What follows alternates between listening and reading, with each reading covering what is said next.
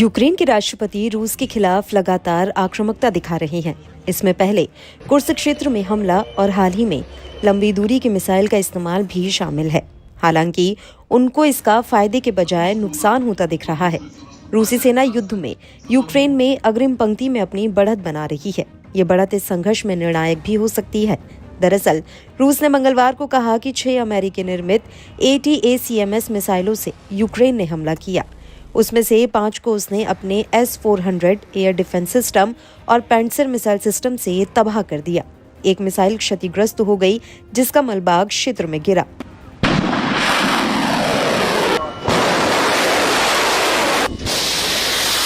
The guardian ने रूसी सरकार के मीडिया तास की रिपोर्ट के हवाले से कहा है कि मलबा ब्रांस्क क्षेत्र में एक मिलिट्री फैसिलिटी पर गिरा और इससे आग लग गई। रूस के रक्षा मंत्रालय का हवाला देते हुए रिपोर्ट में कहा गया कि हमले से कोई हताहत नहीं हुआ और न ही कोई नुकसान हुआ है। यूक्रेन ने इस रिपोर्ट पर कोई टिप्पणी नहीं की है। इसके अलावा अमेरिका और अन्य पश्चिमी देश भी लंबी दूरी के मिसाइलों से रूस में हुए हमले पर चुप हैं। इस बीच रूस ने कहा है कि उसके क्षेत्र के खिलाफ यूक्रेन का नवीनतम हमला मॉस्को के खिलाफ पश्चिमी युद्ध का एक नया चरण है। उसने इसकी जवाबी कार्रवाई की कसम खाई है।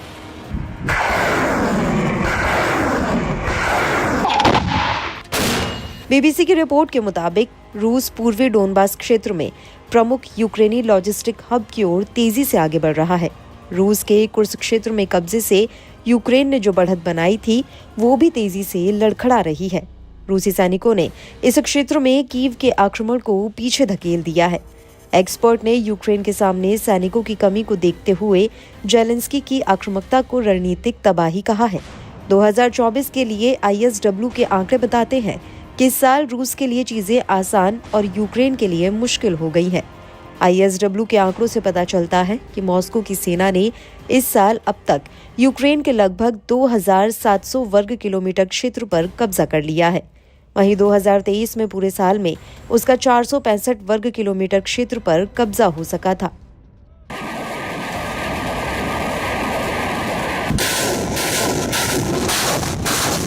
अब रूस इसी रफ्तार से आगे बढ़ता रहा तो यूक्रेनी पूर्वी मोर्चा ढह सकता है। रूस ने इस साल 1 सितंबर से 3 नवंबर के बीच 1000 वर्ग किलोमीटर क्षेत्र पर कब्जा किया। ये दिखाता है कि हाल के महीनों में हमले तेज हुए हैं। इस दौरान खास तौर से खार्किव क्षेत्र में कुपियांस्क और खुराखोव रूस के निशाने पर रहे हैं। ये डोनेट्स्क क्षेत्र में प्रोकोवस्क के प्रमुख रसद केंद्र के लिए एक कदम है। ISW की रिपोर्ट कहती है कि मॉस्को के पास अब यूक्रेन में कुल 1,10,649 वर्ग किलोमीटर जमीन है।